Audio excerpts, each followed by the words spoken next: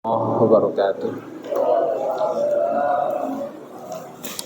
Alhamdulillahirabbil alamin wa bihi nasta'in ala umuri yaddin. Shalatu wassalamu ala asyrafil mursalin sayyidina wa maulana Muhammadin wa ala alihi wa sahbihi ajma'in. Subhanaka la ilma lana illa ma 'allamtana innaka antal alimul hakim. Rabbi shrah li sadri wa yassir li amri wahlul 'uqdatam min lisani yafqahu qawli. Amma ba'du. Al-Fatihah. A'udzu billahi minasyaitonir rajim. Bismillahirrahmanirrahim. Alhamdulillahirabbil alamin arrahim maliki yaumiddin. Iyyaka na'budu wa iyyaka nasta'in. Shiratal mustaqim. Shiratal ladzina an'amta 'alaihim ghairil maghdubi 'alaihim waladdallin. Amin. Bapak, saudara sekalian, jamaah yang mudah-mudahan semuanya dimuliakan oleh Allah. Bila khusus kepada pengurus DKM Masjid Assalam, yang mudah-mudahan senantiasa dalam rahmat Allah Subhanahu wa taala. Alhamdulillah, syukurillah, kita bersyukur pada Allah atas limpahan rahmat-Nya. Pada malam hari ini kita bisa ngaji dalam keadaan sehat walafiat. Mudah-mudahan sekalian kita yang hadir di majlis ini dimuliakan oleh Allah Subhanahu wa taala. Salam dan salam mudah-mudahan senantiasa dilimpahkan pada junjungan kita Nabi Muhammad sallallahu alaihi wasallam, kepada keluarganya, sahabatnya dan ikutnya hingga akhir zaman. Bahasan kita kali ini ada pada fi khuluqis sidqi, pada perilaku jujur. Saya baca kalimatnya. Al-muslimu shadiqun yuhibbu sidqa wa yaltazimuhu zahiran wa batinan fi aqwalihi wa fi afwalihi. Idza sidqu yahdi ilal bir wal bir yahdi ilal jannah wal jannatu asma ghayatil muslim wa qassa amanihi wal kadhibu wa huwa khilafus sidqi wa didduhu yahdi ilal fujur wal fujur yahdi ilan nar wan nar yahdi wan naru min syarri ma yukhafahu al muslim wa yattaqih. Orang Islam itu adalah orang yang diajari oleh agama ini untuk senantiasa jujur. Jujur dalam perkataan, jujur dalam perbuatan, termasuk berkaitan dengan masalah hati. Jadi tidak ada kalimat lain, orang Islam itu harus berwatak dan bersikap jujur. Ya.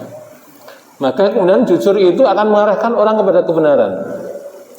Dan kebenaran itu akan menunjukkan orang kepada surga. Dan surga itu adalah sesuatu yang dituju, yang akhir daripada kehidupan orang Islam. Jadi sesuatu yang diharapkan atau sesuatu yang diinginkan, sangat diinginkan. Dan kehidupan orang beriman itu adalah surganya Allah.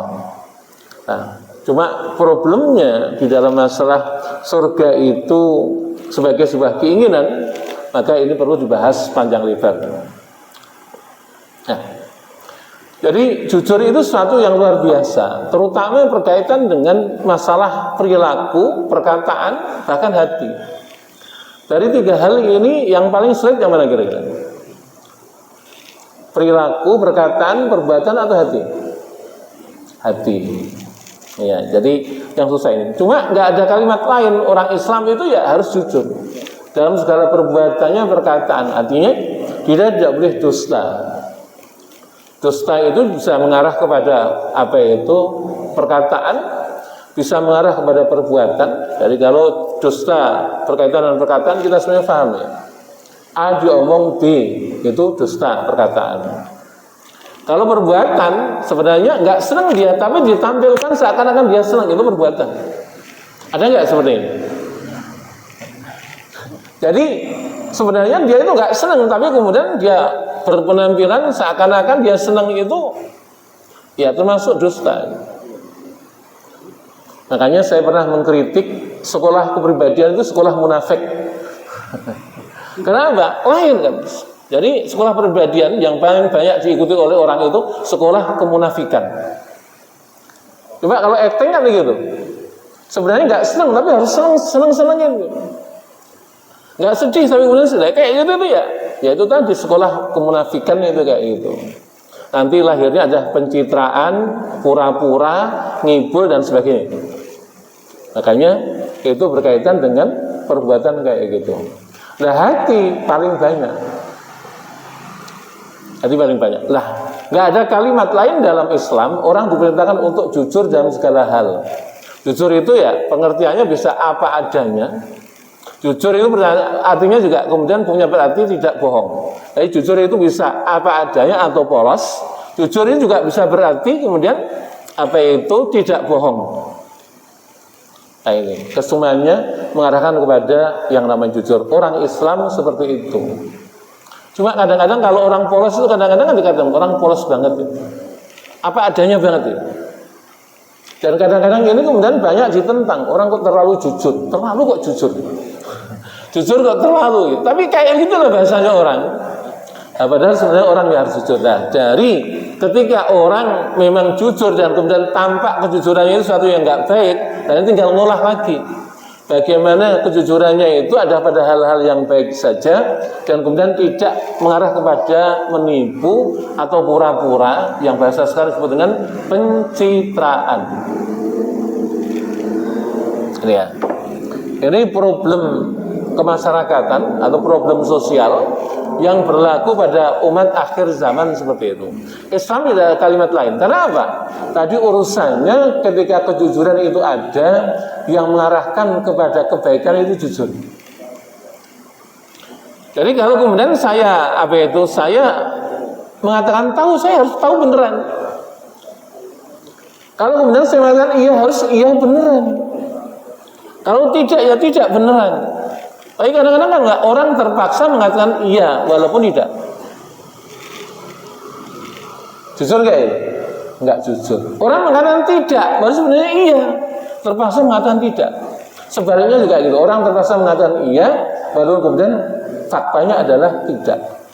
Nah, ini tanda daripada tidak jujur adalah seperti itu. Nah itu pangkalnya adalah ketidakbaikan. Dusta, bohong itu meliputi banyak aspek kehidupan. Gitu ya. Jadi dusta, apalagi kemudian ini berkaitan dengan urusan publik, urusan umum. Terlalu banyak kemudian dia harus menampilkan ini walaupun sebenarnya tidak. Itu bohong. Nah makanya dari awal Islam mengajarkan kepada kita sekarang untuk menjadi orang jujur, karena jujur ini akan menjadi kebaikan, akan mengarahkan pada kebaikan. Orang itu kalau bohong, Pak, nanti akan ditambah dengan bohong yang lain, bohong yang lain, bohong yang lain. Terus ketidakjujuran itu seperti itu. Sama dengan pencitraan ini kayak gitu, nanti ujungnya parah betul. Karena apa? Berkembangnya ketidakjujuran itu hanya selesai dengan ditutup dengan ketidakjujuran lagi. Kebohongan juga ditutup dengan kebohongan. Akan sampai kapan orang punya produksi ide bohong?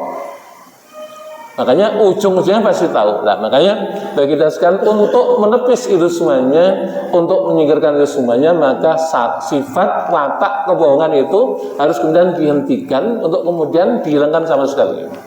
Itu jangan seperti itu. Ya. Dan wal birru yahdi ilal jannah. Apa itu kebaikan itu atau kejujuran itu akan mengarahkan pada surganya Allah Subhanahu wa taala. Wal jannatu ghayatul muslim, dan kemudian surga itu menjadi keinginan puncak bagi orang Islam. Walaupun saya katakan kalau tujuan enggak.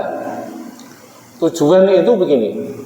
Dalam beribadah kita sekalian, kalau tujuannya adalah untuk surga itu terlalu cetek, walaupun enggak salah. Nah, kita feedback ke belakang.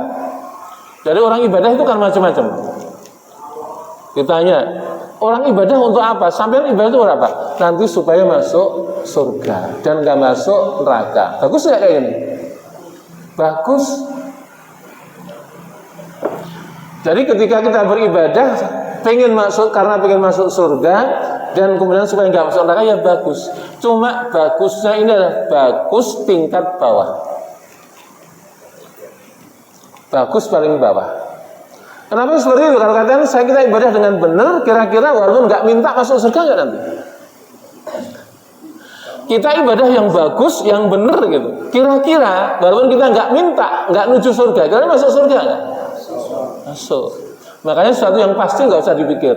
Tapi nggak apa-apa. Kadang-kadang kalau kita pengen rajin ibadah itu ya, pengen apa itu? Rajin ibadah, maksudnya nanti surga itu hebat, enak. Istri di sana, wanita di sana cantik-cantik pandang. Jadi otomatis bahwa kita untuk ibadah rajin. Sama. Ketika kita takut neraka, ini nggak jadi motivasi untuk kita sekalian. Jangan maksiat, karena ujungnya maksiat itu neraka. Dan orang masuk neraka itu secelaka-celakanya orang. Akhirnya stop untuk maksiat. Jadi ketika kita mengingat surga dan ingin surga dan takut neraka, bisa jadikan untuk pendorong atau motivasi untuk kita tidak maksiat dan rajin ibadah. Cuma saya katakan, kalau kita ibadah itu hanya sekedar pengen surga dan kemudian takut neraka, jangan-jangan itu ada masalah. Maka saya katakan ini ada tujuan apa itu, suatu yang sifatnya paling rendah dari ibadah itu apabila ibadah itu diniatkan untuk masuk surga dan takut neraka. Bukan nggak bagus, sekarang bagus. Cuma jangan kita mapan pada tingkatan ini. Kalau kita mapan pada tingkatan ini repot lagi nanti urusannya. Sehingga nanti menjadikan ibadah itu adalah untuk tujuan. Nah, ibadah kalau jadikan tujuan, nanti ibadah itu segala-galanya. Dan kemudian akan membuat kita kadang-kadang kita memiliki kesombongan spiritual. Saya benar, itu salah. Saya yang lurus, itu yang bengkok. Saya yang sunnah, itu yang bid'ah. Macam-macam kayak gitu. Ini karena kayak yang tadi. Dia terjebak pada adagium tadi. Ibadah untuk apa? Untuk surga. Enggak. Ibadah itu tidak otomatis mengarahkan kita kepada surganya Allah. Nah, ibadah kayak apa? Maka jangan ibadah dengan sebaik-baiknya. Ibadah itu akan mengundang rahmat Allah untuk kita. Lebih mapan ya. Jadi ibadah kita supaya apa? Allah merahmati kita, Allah ridho kepada kita, Allah senang kepada kita. Udah kayak itu yang menjadi Walaupun saya katakan lagi, saya ulangi lagi, nggak salah pada tingkatan awal. Kenapa ibadah? Supaya dapat pahala dan nantinya masuk surga. Cuma ini yang paling bawah. Nah, tingkatan yang kedua ketika orang ibadah itu yang lebih bagus adalah ibadah itu karena syukur kita kepada Allah Subhanahu wa taala. Betapa Allah Maha baik kepada kita sekalian. Maha baiknya apa? Allah itu tidak pernah meninggalkan kita. Tatkala kita ketakutan, Allah yang menenangkan kita. Tatkala kemudian kita kelaparan, Allah yang memberikan makan kepada kita. Tatkala kemudian kita miskin, Allah yang mengayakan kita. Ketika kita sulit, Allah memudahkan kita yang sulit. Kalau namanya istri, bisa nggak istri jadi bekas? Istri jadi bekas bisa nggak? Bisa. Sama dengan suami bisa jadi bekas suami, bisa. Apalagi yang dekat kita. Nggak ada yang dekat kita melebihi dekat kita dengan Allah. Nggak ada yang dekat kita melebihi Allah dekat pada kita sekalian. Maka ketika Allah mengatakan, "Idza sa'alaka 'ibadi 'anni fa inni qarib, ujibu da'watad da'i idza da'an." Idza sa'alaka 'ibadi 'anni, ketika bertanya kepada engkau Muhammad, hamba-Ku tentang aku, fa inni qarib. Sesungguhnya aku dekat. Allah tidak pernah meninggalkan kita, Pak. Itu hebatnya Allah Subhanahu wa taala. Nah, oleh karena itu tadi, karena nikmat yang diberikan oleh Allah kepada kita sekarang banyak, maka kemudian harusnya kita berterima kasih kepada Allah. Bentuk terima kasih kepada Allah Subhanahu wa taala menjadikan kita termotivasi untuk rajin beribadah. Nah, ibadahnya seperti ada ibadah karena syukur kita kepada Allah. Dan kalau kita bahas syukur kepada Allah, enggak terhingga harusnya kita syukur pada Allah. Karena apa? Nikmatnya Allah juga saking banyak pada kita sekalian, sehingga ibadah kita kemudian karena kesyukuran itu akan bertambah banyak. Nah, ada perbedaan dari dua itu. Yang pertama ibadah karena kita menginginkan surga, dengan beribadah karena kita syukur pada Allah. Bedanya apa? Ketika orang beribadah itu karena menginginkan surga, maka kadang-kadang ibadah itu penuh dengan keterpaksaan dan berat. Kalau diginiin kayak begini, kalau sholat itu nggak wajib, saya nggak sholat kok. Jadi beban. Kalau seandainya orang nggak sholat nggak masuk neraka, saya nggak sholat loh. Kayak gitu. Jadi ada keberatan ketika ibadah memandangnya aja karena ingin masuk surga. Beda dengan orang yang orang yang ibadah karena syukurnya kepada Allah. Nah, orang ibadah dengan syukur kepada Allah Subhanahu wa taala itu ibadah sebagai sebuah kebutuhan. Sementara kalau tentang surga neraka, ibadah itu kewajiban. Hukumnya memang wajib, tapi kita mendudukkan ibadah sebagai wajib, berat. Ya. Jadi kalau ibadah itu pandang sebagai sebuah kewajiban karena kita masuk surga dan takut neraka, maka ibadah itu kadang-kadang berat. Berbeda kalau kemudian kita bersyukur pada Allah Subhanahu wa taala, ketika ibadah sebagai bentuk syukur kepada Allah, maka ibadah itu menjadi kebutuhan. Beda jauh ya? Jauh. Nah, yang ketiga, ibadah itu ada memahami yang paling tinggi adalah ibadah sebagai puncak kegembiraan kita. Watak daripada ibadah ketika kita sikapi sebagai kegembiraan itu. Kita itu kalau semakin ibadah semakin senang. Ibadah itu senang, sehingga ibadah itu kita tunggu-tunggu. Masuk maghrib kita nunggu isya. Masuk isya kita nunggu subuh. Masuk subuh kita nunggu. Nah, karakter daripada sesuatu yang kita tunggu itu kita bahagia nunggunya itu. Bukan harap-harap cemas ya. Kita nunggu sesuatu yang pasti itu kan senang itu. Nah, yang kalau harap-harap cemas itu karena nggak pasti itu Pak Joko. Datang nggak ya? Datang nggak? Zuhur pasti datang. Asar pasti datang, maghrib pasti datang. Nah, ini watak daripada orang yang memahami bahwa ibadah sebagai sebuah cintaan, dia gembira untuk menjalankan ibadah itu dan gembira menunggu ibadah. Semakin banyak ibadah, semakin senang, semakin banyak ibadah, semakin bahagia. Nah, yang ideal mana? 1, 2, 3. Yang ideal. Semuanya ideal, tergantung pada tingkat kesanggupan iman kita untuk menangkapnya dengan proporsional. Mohon maaf, ibarat orang mau naik ke lantai 3 kalau rumah. Pertama dari mana? Lantai 1 dulu. Habis lantai 1 otomatis nanti lantai 2. Habis lantai 2, lantai 3. Kalau kita kemudian pengen langsung lantai 3 tanpa 1, 2, insya Allah kejengkang. Gak akan sampai malah. Kayak gitu. Memang ideal. Yang ketiga itu paling ideal. Cuma itu harus melalui tahapan tadi. Jadi mulai dari memahami pertama ibadah sebagai sebuah kewajiban, gak apa-apa. Ikuti prosesnya. Habis itu kemudian kita mapan untuk menjalankan kewajiban itu, maka meningkat pada tingkatan yang kedua. Ibadah sudah meningkat sebagai sebuah kebutuhan. Kayak gini, saya itu kalau kemudian gak jamaah itu kayak apa gitu? Ada yang hilang. Udah kebutuhan itu. Nah, beda lagi kalau sudah pada tingkat yang paling atas, ibadah itu sebagai sebuah kegembiraan, pasti kemudian kita akan bahagia dan gembira ketika menyambut atau menunggu datangnya ibadah, dan kita jalankan dengan penuh bahagia. Makanya saya kadang-kadang ledekin, kalau orang sholat pakai kaos, mohon maaf, ini sholat kayak ini motivasinya apa? Jangan-jangan masih menganggap kewajiban. Ya saya katakan nggak apa-apa sih. Cuma iya, ke kelurahan aja pakai kaos disuruh pulang. Ngadep pada Allah pakai kaos. Ini kan nggak jeluntrung sebenarnya. Gitu ya, seperti itu.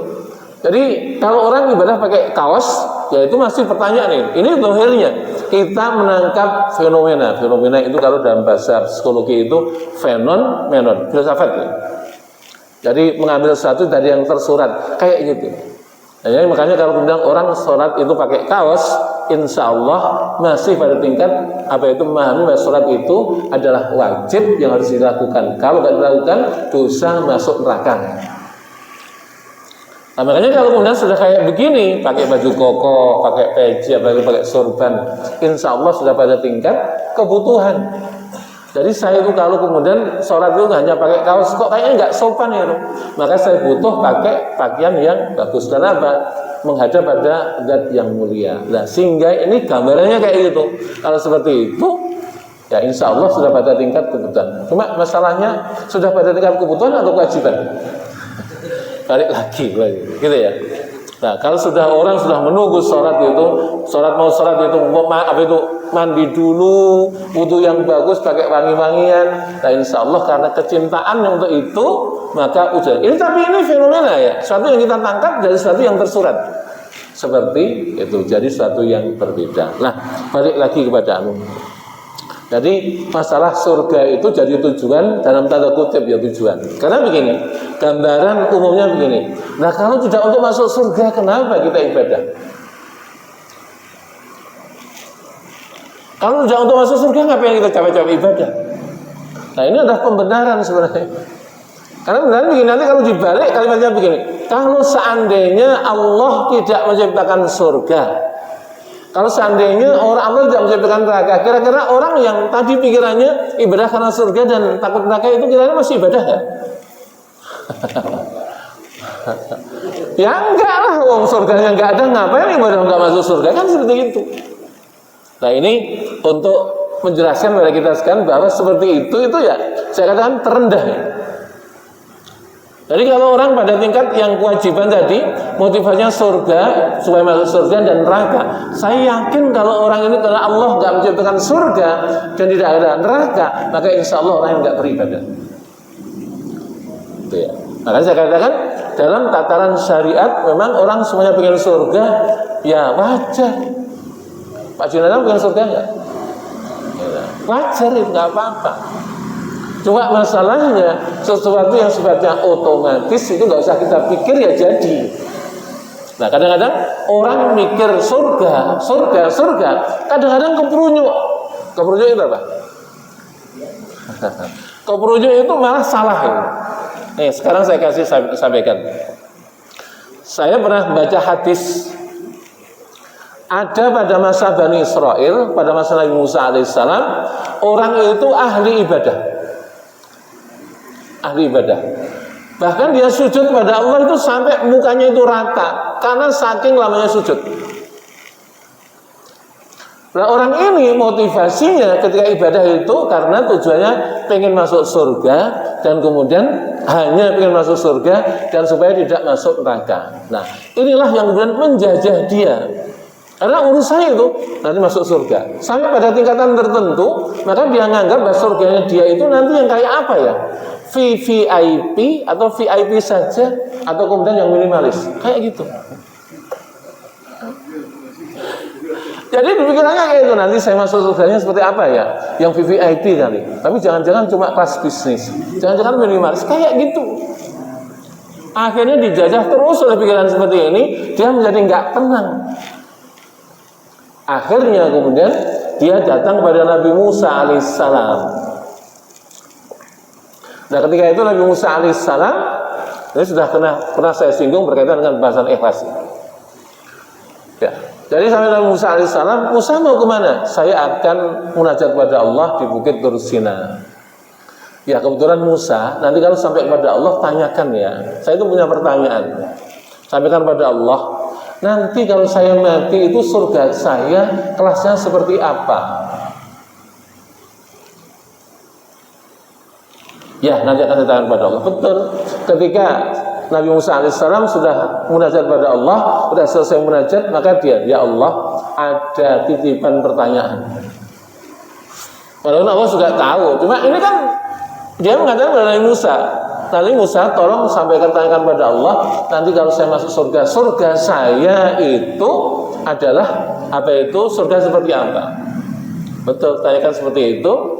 Allah mengatakan, Musa sampaikan kepada tempatnya di dalam neraka. Orang ini nungguin, Mbak, karena penasaran tadi. 500 tahun sujud. Gambarkan surga itu yang indahnya bidadari yang cantik-cantik, makanan yang lezat-lezat, hidangan yang enak-enak, tempat tinggal yang luar biasa mewahnya.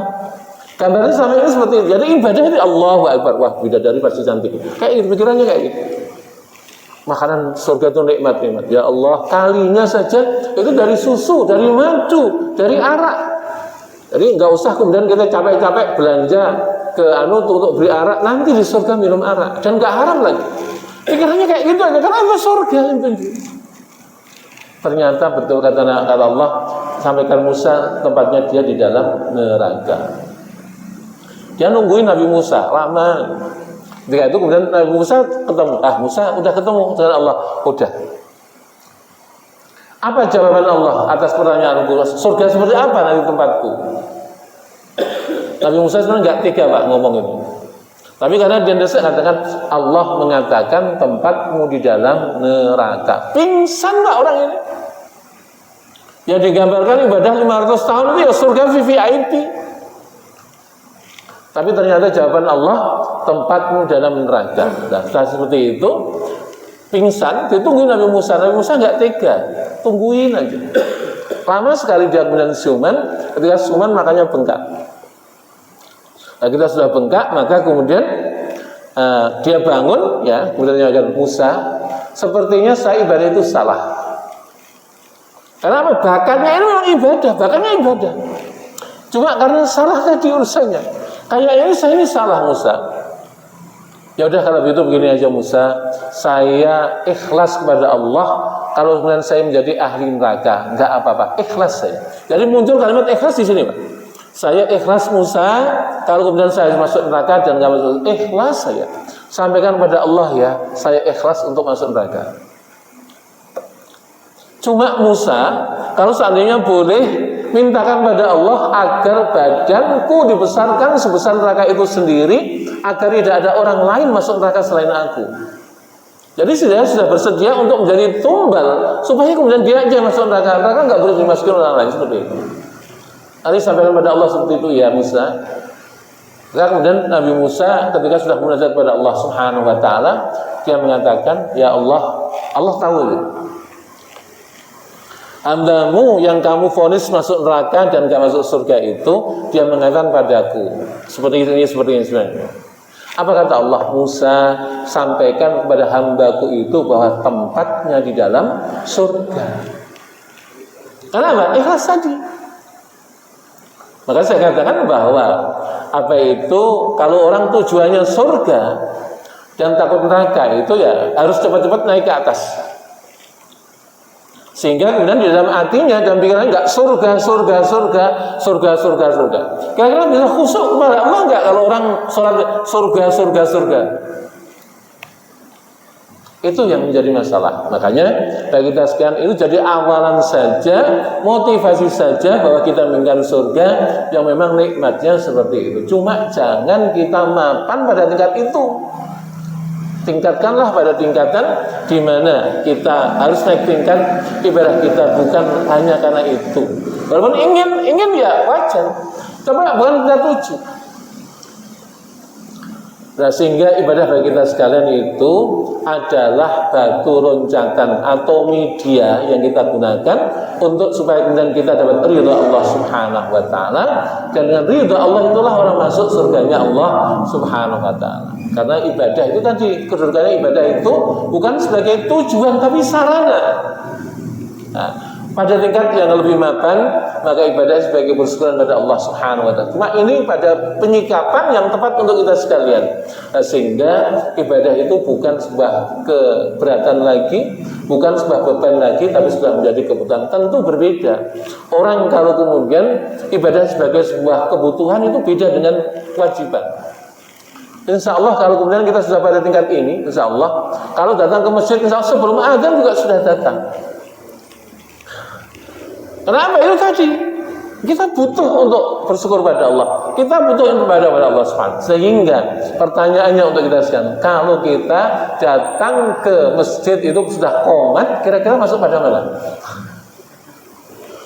Qomat baru datang, atau kemudian tengah-tengah sholat baru datang, atau imam sudah tahiyat akhir baru datang. Nah, ini persoalan. Nah, maka kita sekalian menyikapinya seperti itu. Jadi biarkan surga menjadi keinginan saja, tidak meningkat pada tingkat surga sebagai sebuah sebuah tujuan. Karena surga itu adalah makhluknya Allah. Gitu ya. Dan surga itu makhluknya Allah, neraka makhluknya Allah. Oleh karena itu sesuatu yang sifatnya otomatis Jadi kalau orang ibadah udah nggak mikir surga, itu ibadah sebaik-baiknya, insya Allah otomatis ada dapat rahmat Allah, dan dengan rahmat Allah dia berhak untuk masuk surga. Karena tiketnya masuk surga itu adalah rahmat Allah atau ridha Allah. Pada satu riwayat, saya lupa kitabnya, pernah saya baca ya kitabnya. Jadi suatu ketika nanti ketika orang sudah di surga, orang beriman surga, itu saling bertanya Pak satu dengan yang lain. Tanyanya apa? Kamu masuk surga karena apa ya? Saling tanya kayak gitu. Satu lain saling tanya itu. Ada orang yang kemudian tanya gitu. Ternyata setelah saya buka kitab-kitab catatan amal saya itu masuk surga karena satu hal saja. Ketika itu saya ada orang miskin, betul, padahal saya nggak punya apa-apa. Cuma uang yang ada di kantong itu dan beras yang ada cuma sedikit aja. Padahal kemudian ketika saya kasih kepada orang itu, saya juga mikir lagi untuk makan keluarga saya seperti apa. Nah, karena saya sangat kasihan pada orang itu, maka uang dan beras yang ada pada saya atau bahan makanan pada saya, semuanya saya kasihkan fakir miskin. Saya mengatakan lillahi ta'ala, ya Allah, saya kasihan pada orang itu, maka semua yang ada pada saya berikan pada dia. Karena itu dia masuk surga. Jadi satu-satunya saja itu masuk surga. Ada kayak gitu. Makanya kalau kita sekalian itu terlalu pede kadang-kadang. Saya tanya pada saudara sekalian, kira-kira sholat kita pasti diterima oleh Allah atau tidak? Harapannya sih diterima, tapi pasti enggak. Nah, sekarang kita turun, kita breakdown ke bawah. Kalau sholat kira-kira dari mulai Allahu Akbar sampai Assalamualaikum warahmatullahi, kira paham enggak yang kita baca?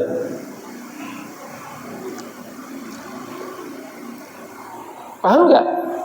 Bismillahirrahmanirrahim. Alhamdulillahirabbil alamin. Terus at-tahiyyatul mubarakatus shalawatut thayyibatu lillah dan sebagainya. Paham enggak yang kita baca?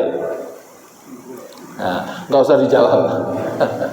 Kayak nah, kalau sholatnya kita masih model kayak begitu, kira-kira diterima enggak oleh Allah? Karena ada hadis ini, la sholata liman la khusyu'alah. Gak ada sholat bagi orang yang gak khusyuk dalam sholatnya. Tapi jangan diamputasi gini. Kalau begitu kita gak sholat dulu ya, kita nunggu khusyuk dulu. Ada kayak gitu kan. Saya nanti kalau sholat udah khusyuk, bisa sholat khusyuk Pak Kiai, baru saya sholat. Kalau sekarang kan masih belajar, gak sholat dulu, ya gak boleh juga. Akhirnya kayak gini. Makanya kalau sholat kita ini masalahnya diterima gak oleh Allah. Untung kita sholat ini berjamaah Pak. Sholat berjamaah itu kenikmatan kan luar biasa. Kita paham, kita ngerti, kita khusyuk ngadep Allah betul. Insya Allah diterima oleh Allah. Karena aja nggak seperti itu.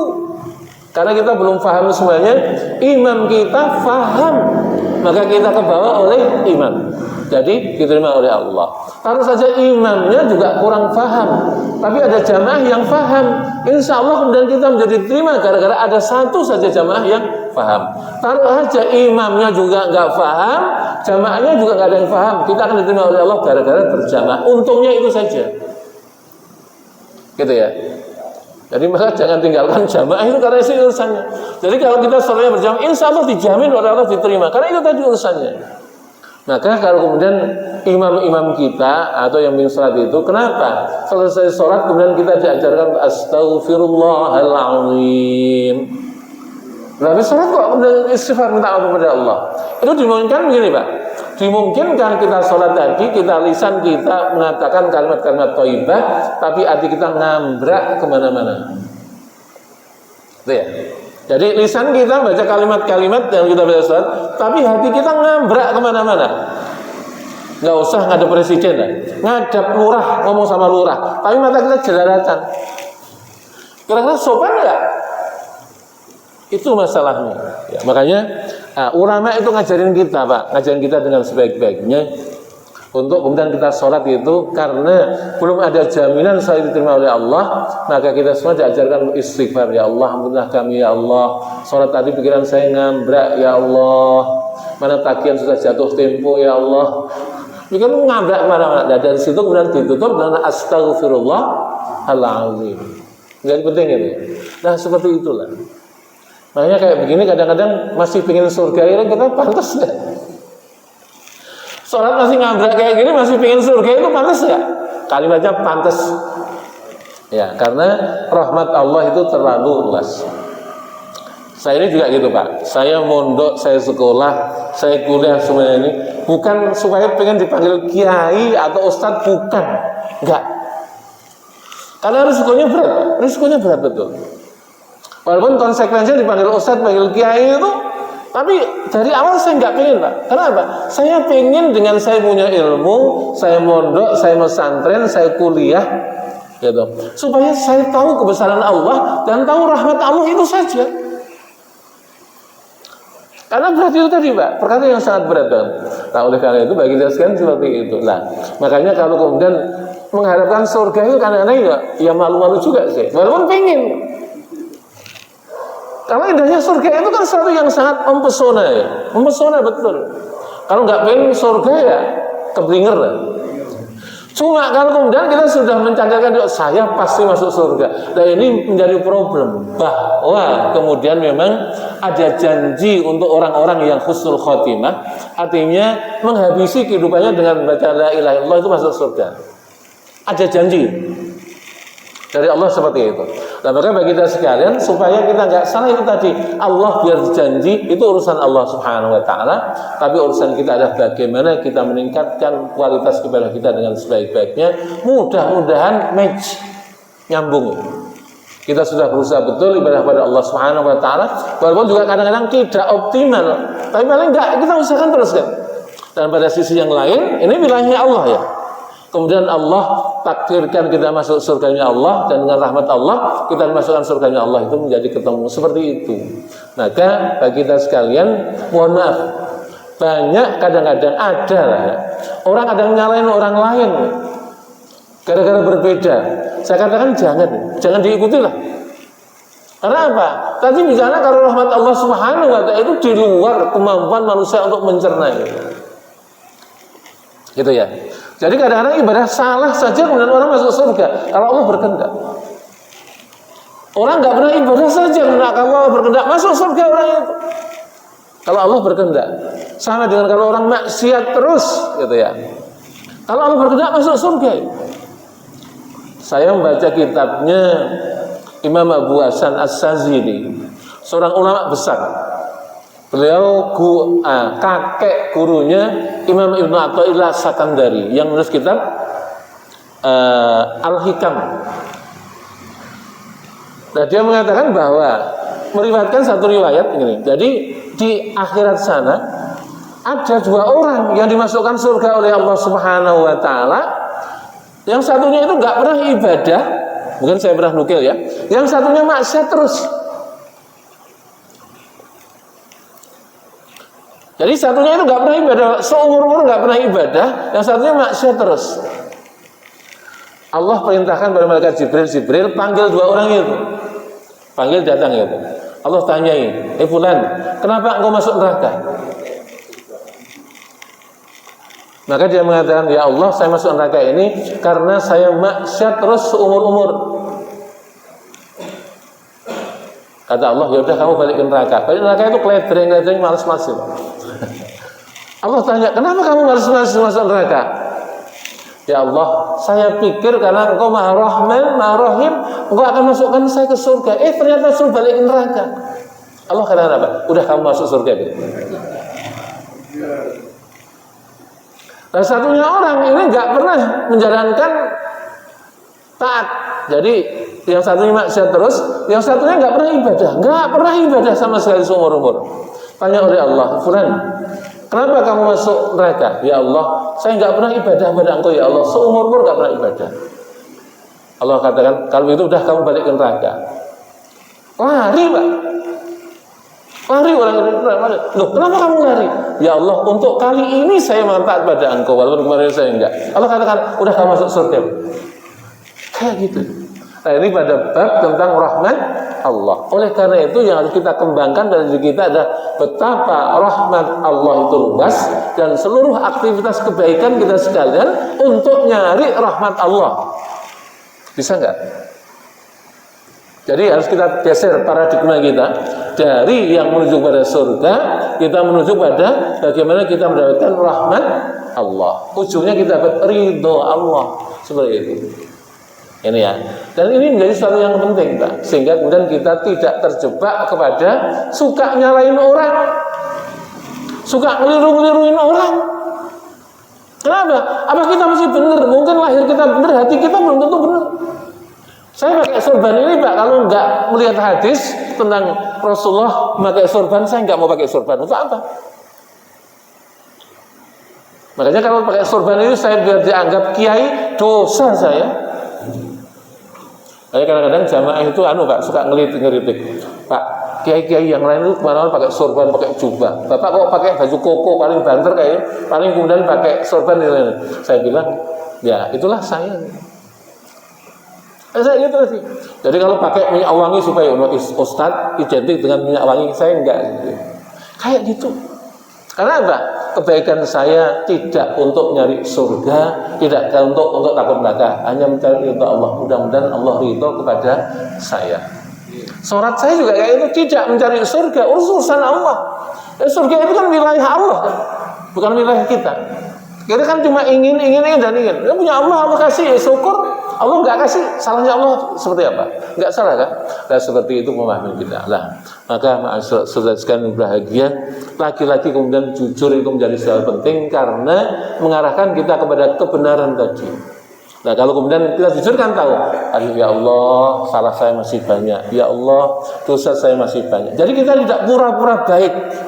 Kita benar, ya Allah, ternyata beribadah itu susah. Ya Allah, ternyata mencari ridho Engkau susah. Ya Allah, untuk sholat malam itu susah. Tanpa pertolongan pada Engkau, ya Allah, maka tolonglah hambamu yang dhaif ini, yang lemah ini, agar bisa meninggalkan sesuatu yang Engkau benci, Engkau cela, dan jadikanlah aku mudah untuk menjalankan apa-apa yang Engkau perintahkan. Jujur itu satu yang biasa. Makanya jujur sama istri itu gampang nggak? Kalau dijujur-jujurin, insya Allah gampang. Jujur, insya Allah jujur. Demi Allah juga. Nah, kadang-kadang teman-teman saya yang kebetulan jadi pejabat gitu. Jadi kalau disumpah, demi Allah saya bersumpah. Bukan demi Allah, Pak. Bumi Allah saya bersumpah. Kan dekat. Untuk apa? Karena kalau bohong itu nggak berdosa kali siapa. Bohong itu terikat sumpah atau nggak terikat sumpah ya dosa juga. Nah ini ya, makanya jujur itu, dan jujur yang paling berat ada, dan paling penting ya, jujur terhadap diri sendiri. Sanggup? Nah, jujur kita pada diri sendiri itu akan menjadikan kita, merasa apa yang saya pamerkan, saya ini juga lemah. Apa yang saya banggakan, saya ini juga enggak alim. Apa saya banggakan, saya enggak soleh. Itu jujur pada diri sendiri. Tapi kalau enggak jujur sendiri adalah pura-pura alim, pura-pura soleh, pura-pura baik, agar orang anggap kita orang baik. Ini enggak jujur. Dan makanya agama mengajarkan pada kita sekarang untuk kita bisa jujur dengan sebaik-baiknya. Baik, karena terbatasnya waktu, mungkin ada masalah yang diangkat. Jadi kalau ngaji sama saya itu ya agak ada bau filsafatnya dikit. Tapi bukan filsafat, Pak. Ini masuk pada kategori tasawuf. Gitu ya. Seperti itu. Ya diajak mikirlah jamaah. Enggak dikasih aja, enggak diajak mikir supaya ada oleh-olehnya. Ya Pak Budi ya. Jadi yang ngaji saya di mana kayak begini, Pak. Saya ngajak orang untuk berpikir supaya ada oleh-oleh. Makanya ya modelnya kayak begini lah. Termasuk di Assalam seperti itu. Insya Allah ini kalau kita renungkan sebulan lagi akan ketemu, Pak. Ketemu jawabannya. Kalau iya ya. Tapi enak. Saya ngajar juga di Bakri Tower, Pak. Rasuna Said itu di Masjid Burj Al Bakri. Pernah ada seorang profesor, Pak. Profesor. Jadi saya dikasih tahu oleh teman saya, dokter dia juga, Pak Hayu Prabowo. Jadi ini Pak Profesor petinggi di Bakri, Universitas Bakri. Tanya kepada saya, Pak, ini menurut hati saya itu enak, Pak. Cuma akal saya nggak nyambung. Ngajinya tasawuf, Pak. Jadi di hati saya itu enak, tapi nggak nyambung di akal saya. Saya bilang, Pak, nggak usah dipikir menurut akal Bapak. Akal Bapak, walaupun Bapak Profesor, belum tentu jadi nyambung, Pak. Rasain aja, nikmati, Pak. Nanti bulan depan kita akan ketemu. Ketemu betul, Pak. Saya dirangkul di orang gede tinggi, Pak. Kelepakan juga saya. Alhamdulillah, Pak Kiai, ketemu saya jawabannya. Betul. Coba dia tanya, ini masalah berkaitan dengan filsafat enggak? Saya kan bukan filsafat. Filsafat itu berpikir dari nol untuk menuju sesuatu, itu filsafat. Kalau tasawuf, kalau teologi itu dari bingkai Al-Quran, bingkai hadis Nabi Shallallahu Alaihi Wasallam. Jadi seperti itu. Sehingga yang didapat adalah hikmah seperti itu. Mudah-mudahan kita mendapatkan manfaatnya. Insya Allah bulan depan Januari masih ngaji? Apa sudah libur? Masih ya? Rajab itu bulan depan ya, insya Allah Rajab, Sa'ban, baru Ramadan. Masih 2 kali pertemuan insya Allah seperti itu. Baik, ini saja yang kita kaji pada kali ini. Mudah-mudahan ada manfaatnya sekalian. Dan mudah-mudahan kita semua dirahmati oleh Allah Subhanahu Wa Taala. Al-Fatihah. Bismillahirrahmanirrahim. Alhamdulillahirabbil alamin. Iyyaka na'budu wa iyyaka nasta'in. Shiratal mustaqim, shiratal ladzina an'amta 'alaihim Kita tutup dengan baca kafaratul majelis. Subhanakallahumma bihamdika asyhadu an la ilaha illa anta astaghfiruka wa atubu ilaik. Wa lakum minkum. Assalamualaikum warahmatullahi wabarakatuh.